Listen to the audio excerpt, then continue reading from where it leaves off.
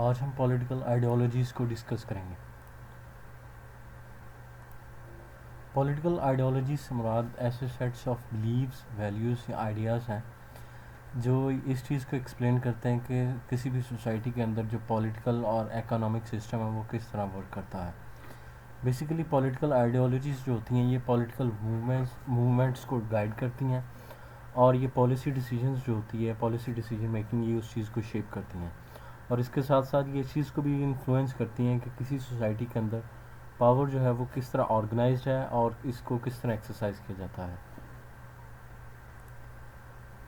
Political ideologies की कुछ examples हैं like liberalism, conservatism, socialism, communism, fascism, anarchism. इनको वन बाय वन डिस्कस करते हैं। सबसे पहले है लिबरलिज्म। लिबरलिज्म एक ऐसी पॉलिटिकल फ़िलासफ़ी है जो इंडिविजुअल फ्रीडम, इक्वल राइट्स और रूल ऑफ लॉ को एम्फेसाइज करती है। बेसिकली इसके अंदर ये बिलीव किया जाता है कि लोग जो होते हैं उन्हें आज़ादी के साथ जीने का हक़ हो और उनके जो गोल्स हों या उनके जो एम्स हों उनके अंदर गवर्नमेंट की इंटरफेरेंस ना हो। बेसिकली लिबरलिज्म जो होती है ये freedoms like freedom of speech, religion, right to own property और इस तरह के दीगर जो फ्रीडम्स हैं इन सभी चीज़ों को ये फोकस करता है। की principles, individual liberty. Basically liberalism का जो मेन मकसद होता है वो ये होता है कि इंडिविजुअल्स हों उनके पास फंडामेंटल राइट्स हों, फ्रीडम्स हो like freedom of speech, religion, press, इस तरह की फ्रीडम्स हों और इन सभी फ्रीडम्स को प्रोटेक्ट किया जाए।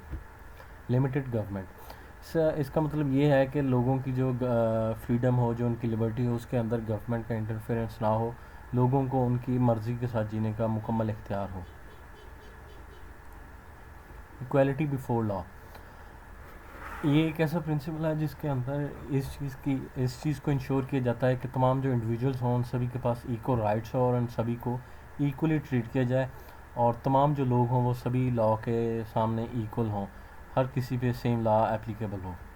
Rule of law, rule of law भी यही कंसेप्ट है कि हर जो कोई भी इंसान है, चाहे वो कोई आम हो या कोई अमीर हो, कोई गरीब हो, कोई ताकतवर हो या कोई कमज़ोर हो, तमाम इंडिविजुअल्स, तमाम ऑर्गेनाइजेशन सभी लॉ की नज़र में सभी इक्वल हैं और सभी के ऊपर सेम लॉ जो है वो एप्लीकेबल होगा। कोई भी लॉ की नज़र में कोई सुपीरियर या इन्फीरियर नहीं होगा, लॉ ही सभी के ऊपर सुपीरियर होगा। Representative democracy, democratic form of governance को ऐसी डेमोक्रेटिक फॉर्म ऑफ गवर्नेंस को प्रमोट करना जिसके अंदर लोगों के पास उनके रिप्रेजेंटेटिव्स चूज़ करने का या इलेक्ट करने का राइट हो ताकि वो जो रिप्रेजेंटेटिव्स हैं वो लोगों के बिहाफ के ऊपर डिसीजन मेकिंग करें।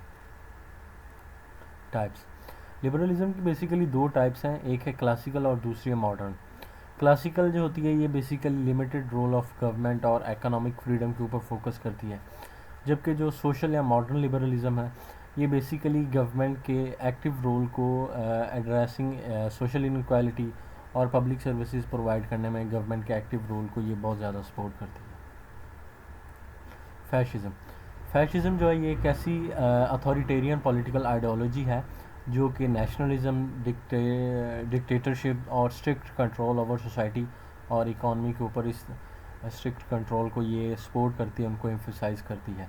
बेसिकली इसके अंदर जो डिक्टेटर होता है या जो बंदा जो पावर कंट्रोल करता है वो फोर्स के ज़रिए, सेंसरशिप या सप्रेशन ऑफ अपोजिशन या इस तरह की दीगर जो चीज़ें उनके ज़रिए ये पूरी कंट्री को, पूरी सोसाइटी को वो कंट्रोल करता है। इसकी एग्जांपल्स में हमारे पास इटली की मोसोलिनी है और इसके अलावा जर्मनी का जो एडोल्फ हिटलर के जो रजीम थे, ये दोनों हमारे पास फैशिज़म की एग्जांपल्स हैं। की फीचर्स, सबसे पहले अल्ट्रा नेशनलिज्म, यानी कि फैशिज़म के अंदर जो ख़ुद की जो नेशन होती है सिर्फ उसी को प्राइड किया जाता है, उसी को सुपीरियर समझा जाता है, बाकी जितनी भी जो नेशंस होती हैं उन सभी को ख़ुद की नेशन से इन्फीरियर समझा जाता है। अथॉरिटेरियनिज़म, एक सोसाइटी बनाना, एक ऐसी कम्युनिटी बनाना जिसके अंदर तमाम जो पावर हो, तमाम जो चीज़ें हैं उन सभी को सिर्फ एक ही पार्टी या एक ही लीडर जो है वो कंट्रोल करे और उसी का सब चीज़ों के ऊपर कंट्रोल हो।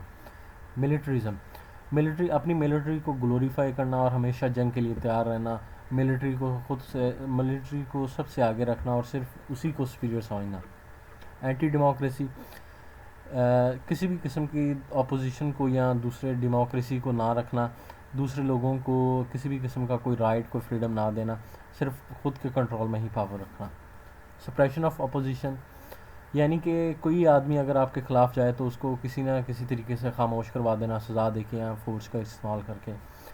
अपोजिशन जो उसको सप्रेस कर देना, उनके पास किसी भी किस्म का उनको कोई राइट या कोई फ्रीडम ना देना। कॉरपोरेटिज़म, स्टेट जो होती है वो इकॉनमी को कंट्रोल तो करती है, लेकिन इसके साथ साथ वो स्ट्रिक्ट गवर्नमेंट डायरेक्शन के ज़रिए प्राइवेट ऑनरशिप की इजाज़त भी देती है। नेचुज़म, नेचुज़म भी फैशिज़म की एक एग्जांपल है। बेसिकली इसके अंदर जो एडोल्फ हिटलर की जो नाजी पार्टी की जो रजीम थी, बेसिकली उसको इसके अंदर फोकस किया जाता है, जो कि जर्मनी के अंदर 1933 से 1945 तक रही।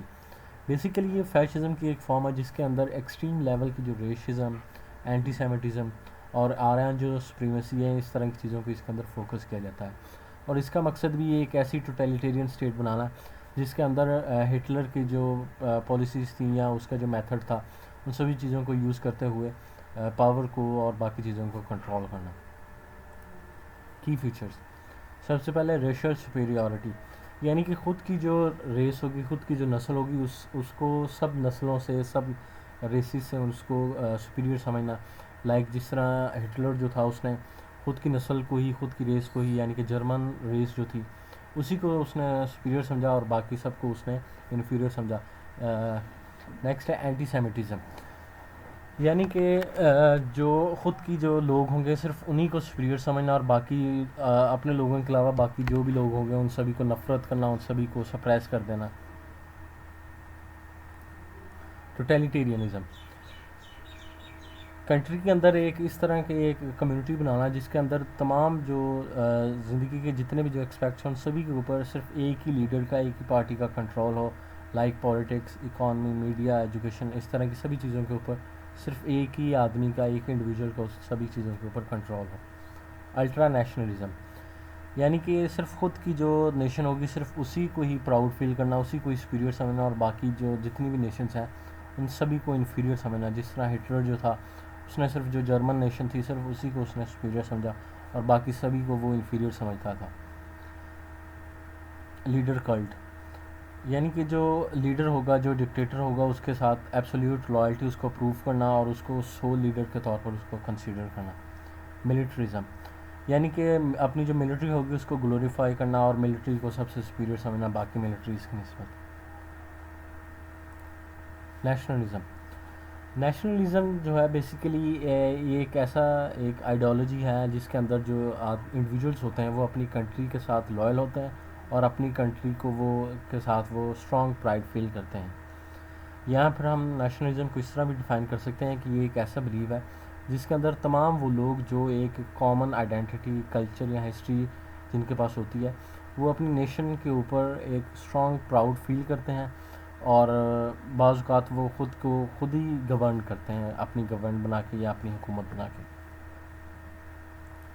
एग्जांपल्स में हम इसके हमारे पास होगी इंडियन इंडिपेंडेंस मूवमेंट, जिसके अंदर इंडियन जितने भी लोग थे वो सभी इकट्ठे हो गए थे अपनी नेशन के लिए ताकि वो जो ब्रिटिश कॉलोनियल रूल था उससे वो आज़ादी हासिल कर सकें। की पॉइंट्स, सबसे पहले यूनिटी एंड आइडेंटिटी। नेशनलिज्म की जो पॉलिसी है या जो इसकी आइडियोलॉजी है ये बेसिकली एक कंट्री के तमाम, एक नेशन के जितने भी लोग होते हैं उन सभी को ये इकट्ठा कर देता है और उन सभी को ये कॉमन आइडेंटिटीज़ देता है, like language, religion, history. Self determination, nationalist जो होते हैं ये खुद की ये बेसिकली ये बिलीव करते हैं कि ये अपनी नेशन को खुद ही उसके अंदर गवर्नमेंट बनाए और ख़ुद के अपनी नेशन के लिए, अपनी कंट्री के लिए खुद ही डिसीजंस बनाएं विदाउट एनी एक्सटर्नल या फॉरेन इंटरफेरेंस। नेक्स्ट है एक्सट्रीम नेशनलिज्म और पैट्रियोटिज्म।